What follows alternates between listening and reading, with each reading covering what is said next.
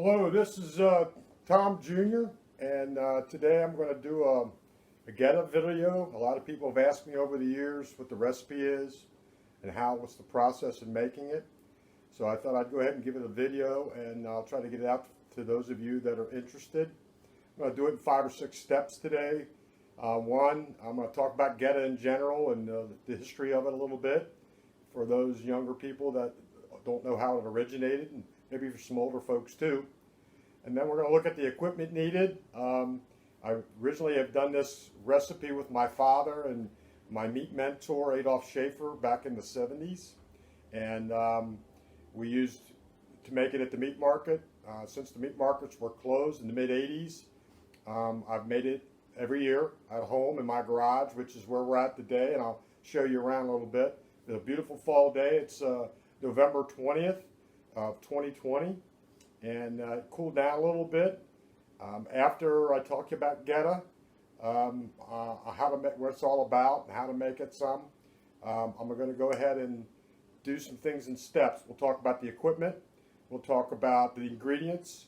I'll show you the recipe itself. I've cut it down significantly from the meat market as we made it in large batches, even though the batch today I'm going to make is a significant amount.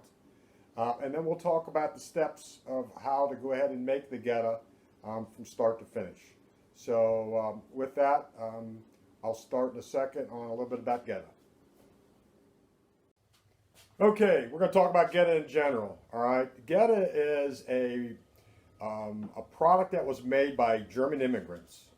Typically, farmers over the years did their slaughtering in the fall because the weather was a little cooler and the meat would be a little firmer, and they could hang their hogs up and do all their processing out in the barn.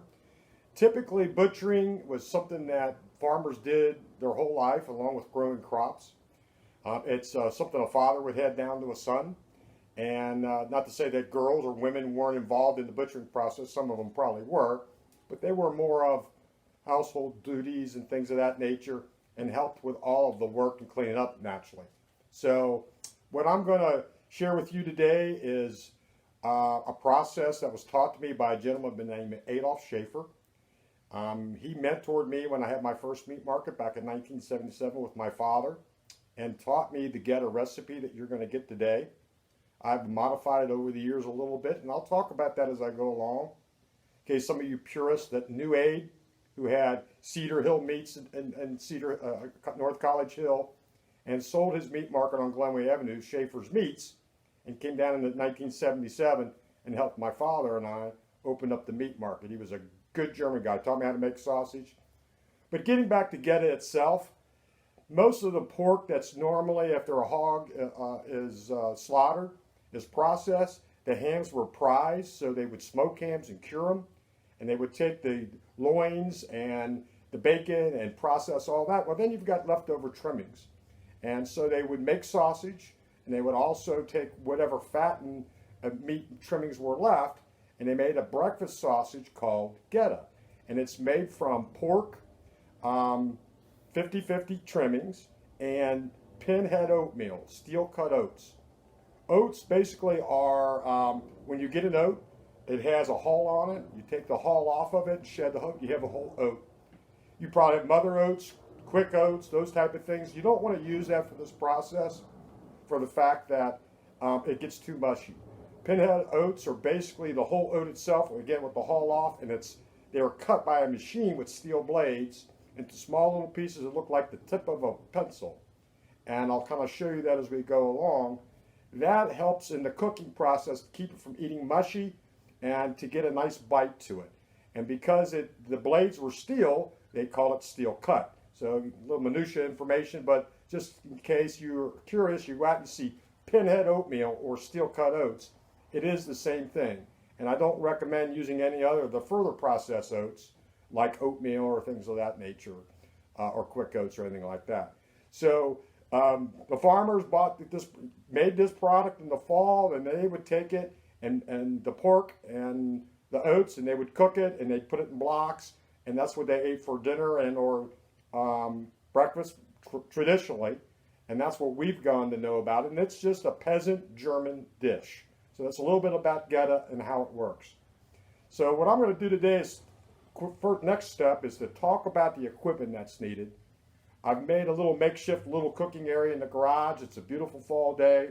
You can do this at home, and again, the recipe that I'm going to share with you is for one pork Boston butt or pork shoulder, and we'll talk about that as we get into a little bit, and a little bit of extra pork fat.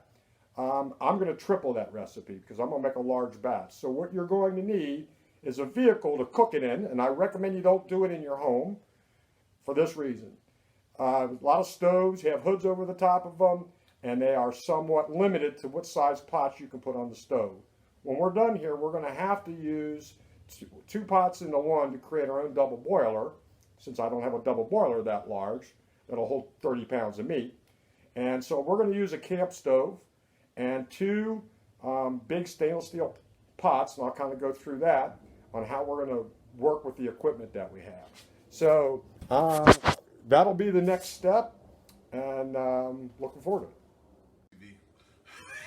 Okay, here's what we got here. All right, I'm going to kind of show you. This is you're going to need a grinder. And a grinder, I have this older Hobart here that's had from the meat market, and Dad and I had bought it used back in the mid 70s. So we've had it. I've had it forever. You can use if you have a grinder, or not a grinder, but a mixer, a KitchenAid mixer. You can buy an adapter that will go on there for your grinder purposes. So if you don't have a grinder, I don't suggest you use a food processor, as it really doesn't grind the meat. It more smushes it up some, and it'll eat a little mushy. So along with any good piece of kitchen equipment, right there in the can's Holly oil, it's nothing but a food grade mineral oil, and that's what you're going to want to protect your equipment with when you're done. I have a large galvanized pot pan there, as you can see right here, and that's what we're going to mix the product with. And a couple steam table pans that we'll use as we after we're done cooking the meat, to put it in there for it, allow it to cool. Here are the two pots that I've got. As you can see, one is larger than the other. This pot right here is basically a turkey fryer pot. And what I like about this pot, and the reason I use it, is for a double boiler purpose. It will fit down into that pot, and you'll see later on how I'm going to make that a double boiler. All right, and you're going to need some type of stove. So this is the camp stove that I have that we're going to cook. And then I personally made myself a little paddle to stir that much, and kind of so you can see it. It actually was a wooden pizza peel. Pizza peel is what they used to take pizzas out of wood fire burning ovens with. And I just cut it down to kind of make it a paddle, because you're going to want to make sure this is mixed up well. All right. So when we talk about ingredients, here's our trimmings. I'm not sure if you'll get a really good look at that, but these trimmings are 50-50 trimmings, which means that 50% of the trimmings are lean, 50% of them are fat. Years and years ago, hogs traditionally were always a lot fatter than they are today. They've leaned them up for the yield purposes of it, more for retail than anything else. So when you find that you cut up your Boston butt, which is a pork shoulder, and again, you can do a pork shoulder or Boston butt, it's actually the chuck that's on the hog as opposed to a chuck that's on beef. So the shoulder, the chuck, and the shoulder, they're both together. A lot of those are used in barbecuing, and pit masters use both of those products. But traditionally, Boston butts, again, which is the chuck, which is right above your chest there, it's used for sausage. And so we'll use some of that for sausage, and we'll also use some of that trimmings for Goetta as well. When you get into pinhead oatmeal, again, we talked about that. I got two different kinds here. One is I want the Jungle Gems. And as you can see, you can buy it. I don't know how good the light's going to be, but it is $1.50 a pound, and they come around 1.5 to 2 pound packages. Get whatever weight that you need. I also have a bag of Dorsal's pinhead oatmeal in the back there. A lot of retail stores will sell them sometime, but because I'm a little premature doing this Goetta here this year, it's really not Goetta season, and so a lot of the retailers won't have it out on their shelves yet. So again, it's just called Dorsal's pinhead oatmeal. So these are the ingredients that go in there. We have bulbs of garlic, which I have smashed and bruised a little bit and put them in some water overnight.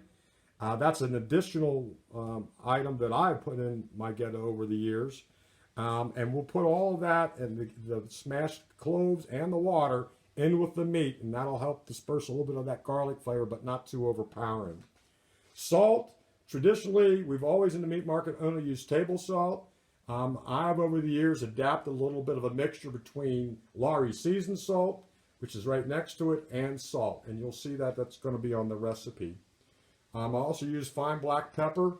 Again, pepper is real potent when you first buy it. So if you don't have enough pepper and you need to go get some, just be a little careful of how much pepper you use, because it can get a little peppery, the more potent the pepper is. Rubbed sage, again, that's another item that I've always put in over the years, just a little bit to kind of give it a little bit of flavor. There always been a debate back in the 70s on whether they'll use bay leaves in Goetta. Some did, some don't. I use a lot of bay leaves in a lot of my hearty dishes, so I just go ahead and put them in there. Dehydrated onions, and again, I got that at Gordon Food Service or any places you can get a large amount of that. And then we're going to want to use a little MSG. MSG is monosodium glutamate. It's actually a preservative. For some of those of you that are allergic or watch MSG, there's not a lot in this recipe, but it's enough so that after the Goetta is cooked and frozen and it's thawed out, you can keep it in your refrigerator for 7 to 10 days without it going bad. That's the only reason that I use that. Here is the original or a cut down recipe that I put together. You can see it's from 16, and the handwriting on the right is what I'm going to do today. I'm going to modify it. I also put ounces and tablespoons in here. I have a little bitty Chinese metric and ounce scale that I use. When it comes to salt, the amount of salt with meat's very, very important. You don't want to oversalt it. You don't want to undersalt it. But always remember, you can add a little table salt to your Goetta before you eat it if you feel it isn't salty enough. If there's too much salt in it, you can't get it out. All right? So those are the ingredients. The very first thing we're going to do on the next step is we're going to take this pork trimmings and we're going to put it in this large pot, and we're going to put the garlic water in with it, and then we're going to fill it up with regular tap water. Don't use water out of your hose because it's convenient because you're doing this in your garage, because that water is going to taste like a rubber hose and you don't want that. So go ahead and I'll kind of show you how much water you want to cover the meat, about a little over an inch to the top of the pot, and then we're going to turn this stove on and we're going to cook that 1.5 hours to 2 hours. All right, and then we'll come back as we take that out and we'll do step 2, which is taking the meat out of the juice, saving the juice, and that's the key to any of this recipe. A lot of people over the years would just throw that juice out, but all that fat is melted with all the flavor and all of that's in the juice. That's what the pinhead oatmeal is going to suck up.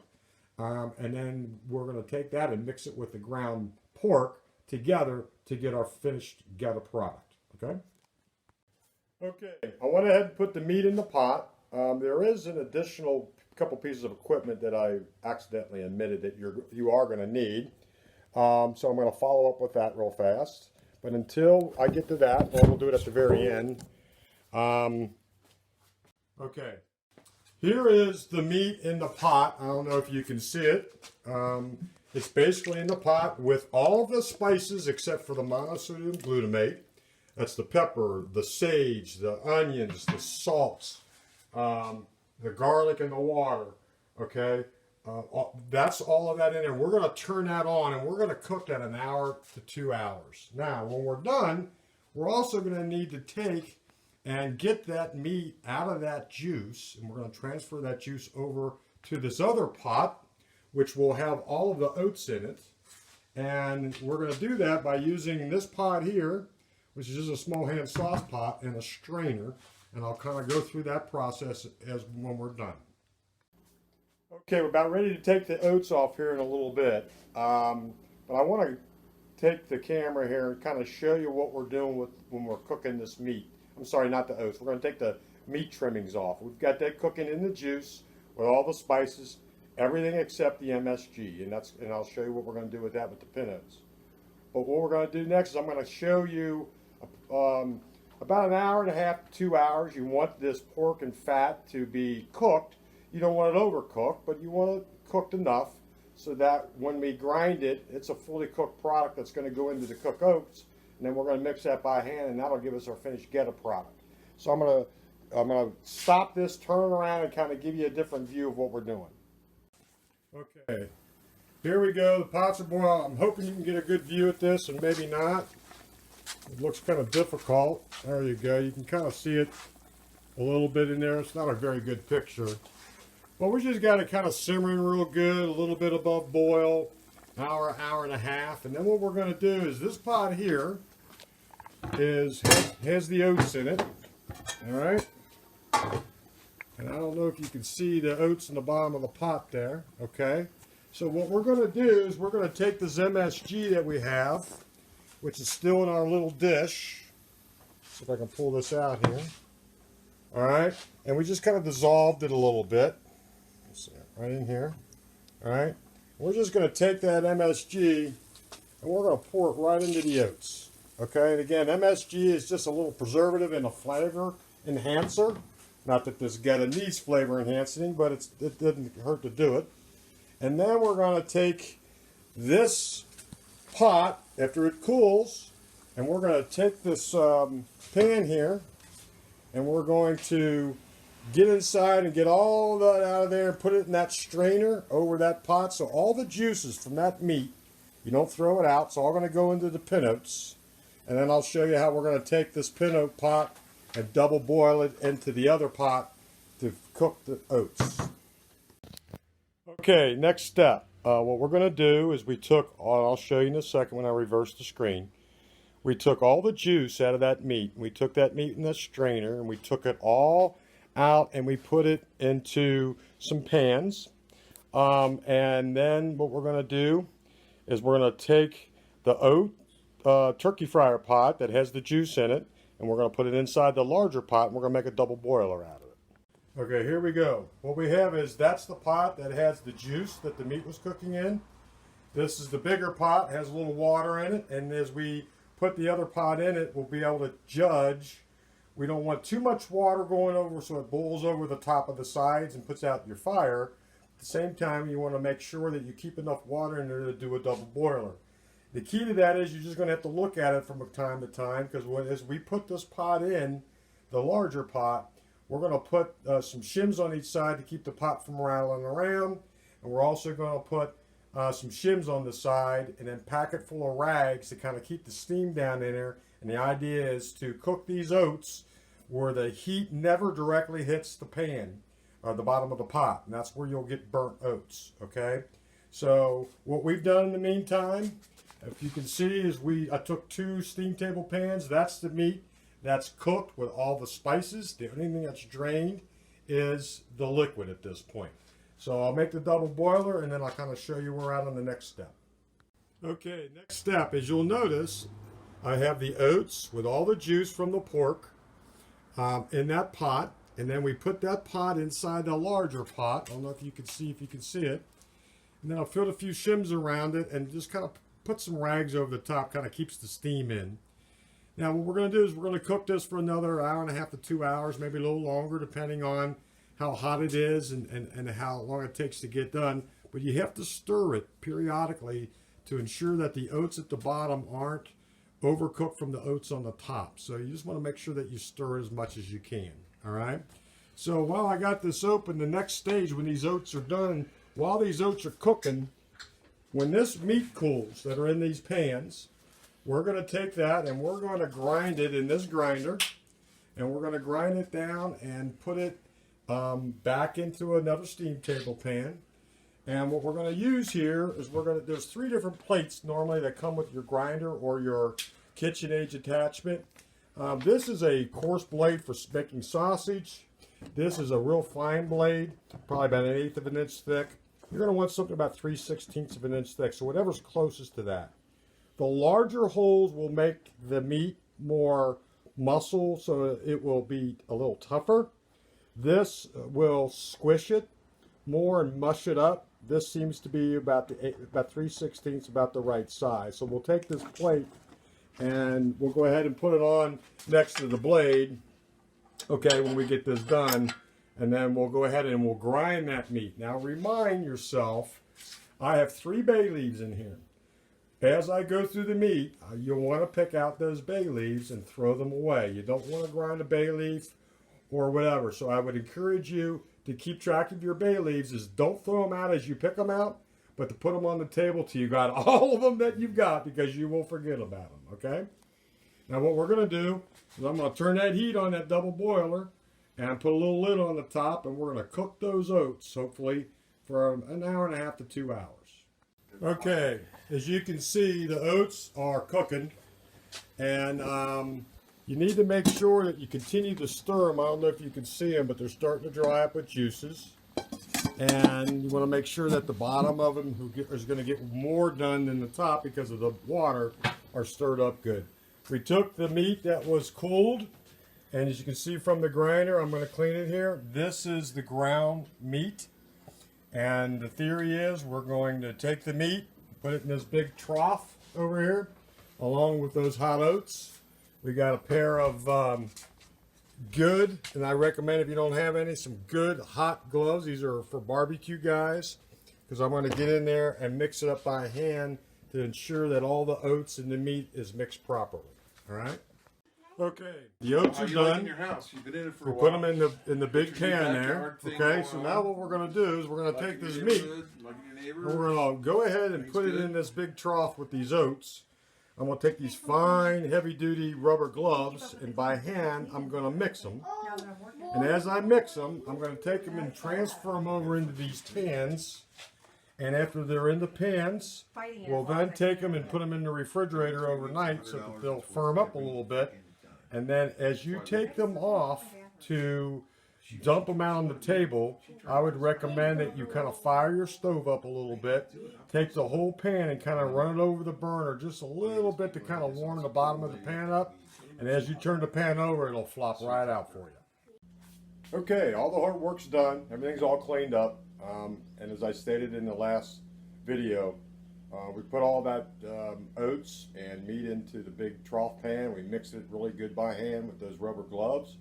We put them into those pans, and then we set them in the refrigerator overnight to cool. Again, you can use any vehicle container that you want. I would recommend something that's metal if it's possible. You get a cake pan or a loaf cake pan if you want to make a smaller batch, or a few of those, or a cookie pan. You know, 1/2 inch or 1.5 inch thick, just a baking 9.5 by 11 baking sheets, whatever you can put them in to put them in the refrigerator. And then as you take them out, I'm going to turn this video around and kind of show you the end result. Because what we're going to do now is get it out of the pan and cut it up in pieces and wrap it. I wrap mine in some saran wrap, and then I put them in some freezer Ziploc bags, and then I put them in my freezer, and they last all year long. Okay, so here is one of the pans that I took out, and again, what I did, as I stated in the earlier video, I kind of put the pan over the stove heat a little bit, electric or gas, whatever you got. Warm the bottom of the pan up, not a lot, just enough to kind of take that little fat that's on the bottom of the pan and loosen it up. And then I took a knife and I went all the way around the sides of the pan to kind of loosen it up. And then I took it and just turned it upside down and flopped it. So that's what you're going to get on your table. And then what I'm going to do is take a knife, and then I'm going to just take some sections, and I'll mark it off, and I'll just kind of cut them in sections. And then I'll cut them in blocks, and then we'll wrap them up, clean the steam table pans, put the Goetta in the freezer, and you're ready to go. My next step, as soon as I get done here, is I'm going to fry a few pieces up and make sure that we're all tight. Well, that's the finished process. It's a little bit of a doings to make it, but that's why I try to make it only once a year. You can do smaller batches and even cut down the recipe from the original recipe I gave you if you just want to do it on your stovetop. You might have a couple pots that you can use as a double boiler there. I wanted to make this video in tribute to my father, who passed away this year. He was my Goetta maker for over 30 years, and I sure missed him. But this recipe is something that was close to his heart, and we make a big batch of it over the years. have given it away to friends and family, those that used to buy it at our meat market that really enjoyed it and can't get it anywhere else. Any further questions anyone has, reach out to me as far as any clarification, something I might have missed or you might have misunderstood. I will say this at the very end, when I talked about the grinder plates, I was mentioning you want something around 3/16 of an inch. That was incorrect. It's 3/16 in diameter holes. All of them are going to be about 1/4 to 3/8 of an inch thick as far as the thickness of the plate itself. So remember, you'll have a large one for sausage, the medium one, which is what we're going to use for Goetta, and then a fine one should you want to use down the road, the coarse one, and then fine regular ground beef or ground chuck or something like that. So just want to clarify that. Again, reach out to me if you have any questions or concerns, and good cooking.